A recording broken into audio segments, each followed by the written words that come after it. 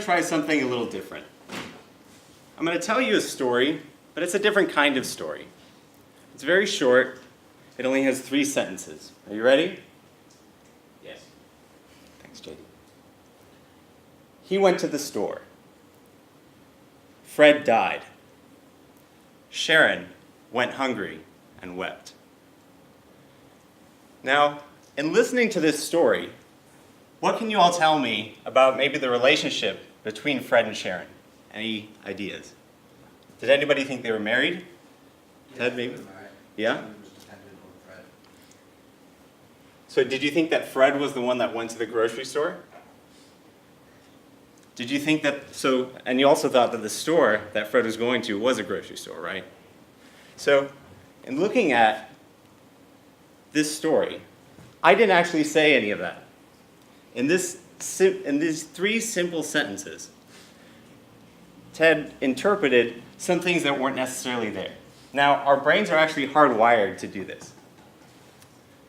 Now, imagine that you're trying to convince someone of your side of an argument, or trying to explain something, some concept to somebody. People may be interpreting things that aren't necessarily there. So what's going on here? What can science tell us about how we're interpreting this information? And how can we use that information to tell better stories? Our brains are predisposed to think in story terms and in story structures.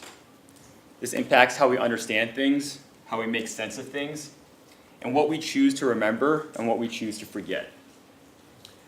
These story terms and structures, they provide a sense of order to information that's coming to us that's otherwise disorderly. Now, Kendall Haven and his team of researchers, who are the leading researchers on this topic, they've done an extensive amount of work. And they found that this story-like structure that our brains are so accustomed to, they're the result of over 100,000 years of evolution. They've also found the specific part of our brain that's in charge of applying the story-like structure. It's called the neural story net. And the neural story net has one very important goal. It needs to satisfy the make sense mandate of our brains. So what is the make sense mandate? It's very simple, actually. It just says that everything we see and hear needs to make sense before we actually understand and learn it. It's pretty simple, right? Things just need to make sense before we learn it. But what's more interesting to observe is how our neural story net actually impacts the information that we're receiving if it's disorderly. How does it manipulate information that's told to us in order to force it to make sense? Let's take Dylan's example. He gave you 3 sentences, completely disjointed and disorganized. Your neural story nets started making certain assumptions about those 3 sentences in order to make it make sense to you. He went to the store. Fred died. Sharon went hungry and wept. You made the assumption that Fred and Sharon were married. You made the assumption that the store was a grocery store. Dylan didn't actually say any of that, but you assumed it. That's your neural story net in action. That's it working to try to bring some connection between these disjointed sentences. Now it can get worse than this. If the story being told to you is so disjointed, if it's so disorganized, your brain may have to work so hard that it just decides, hey, let's disengage. Let's forget about what's being told to us right now. It might tell your body to slouch back in your chair. It might tell your hand to reach into your pocket, pull out your iPhone, and just play around on it and forget about it, and forget about class. Now look, that's all well and good if we're the listeners in the audience. If we're the listeners, sure, we can distort some information, we can make some assumptions, we may even just forget about things and play back on our iPhones. But what if we're the communicators? What if we're the ones who need to send some very important message to the audience? What if we have a crucial message and we can't let the audience disengage? We can't let them distort our information. If that's the case, then we need some sort of strategy. We need to come up with something to be able to fit our message into a story-like structure. Because it's your job as storytellers to connect all the dots for your audience. So Kendall Haven, in all his research, he's come up with 4 major concepts which govern how well a message is delivered and whether that delivery fits into the story-like structure that our brains are accustomed to. So let's learn about those 4 major concepts.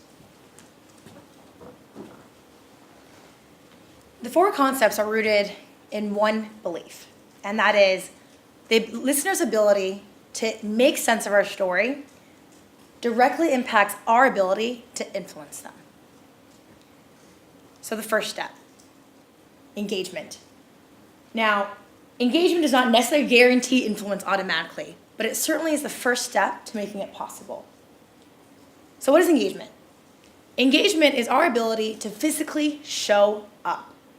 It's our attentive focus on making sure that when we're connecting with our listeners, that we're physically being engaged with them. No matter how complex and nuanced the story is, no matter how simple the story is, like Dylan's 3-sentence story. What we've learned in class is that there are a couple different ways in which we can actually physically engage. Through the use of pauses, our tone of voice, our hand gesturing, our eye contact, and our posture. Transportation.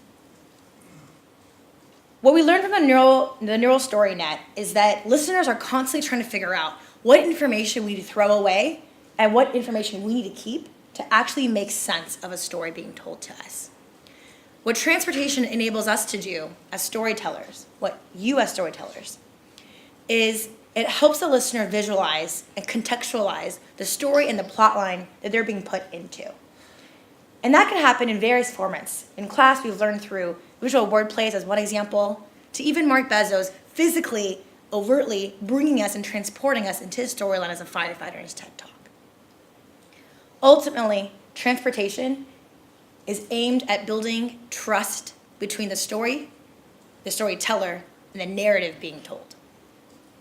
So with engagement, with transportation, Ash will speak a bit more about how to deliver content that is influencing.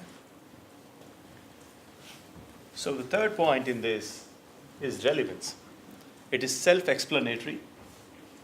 As JD says this, aim, understand your audience, design your intent, and narrate your message accordingly. So your content has to be relevant to your audience. Because our mind has a make sense mandate. Our mind is constantly asking this question: what's in it for me? How am I related to this story? If there is no connection, the mind can outrightly reject your message and do something, as Jeff said, play with the mobile phone or completely disconnect.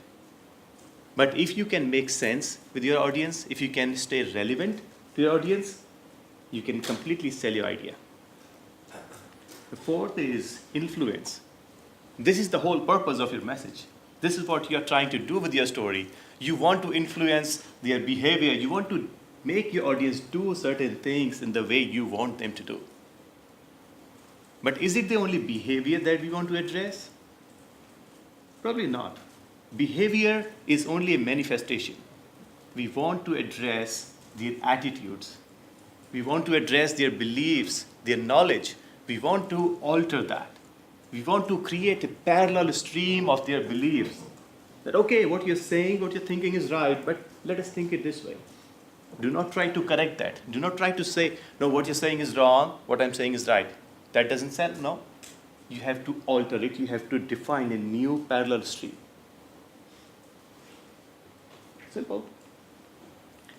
In summary, we talked about 3 things today. Our brain analyzes every message in story form. If we cannot connect with the story, our message does not pass through. Number 1 message. Number 2, based on if our idea makes sense, based on the make sense mandate in our brain, our message can be accepted, altered, or completely rejected by our audience. And third, we can craft good stories if we follow a structure. If we can stay engaged, if we can transport our audience to the place where we want to take them, stay relevant, and influence their attitude, belief, and knowledge, we can craft excellent stories that can influence our audience. Thank you.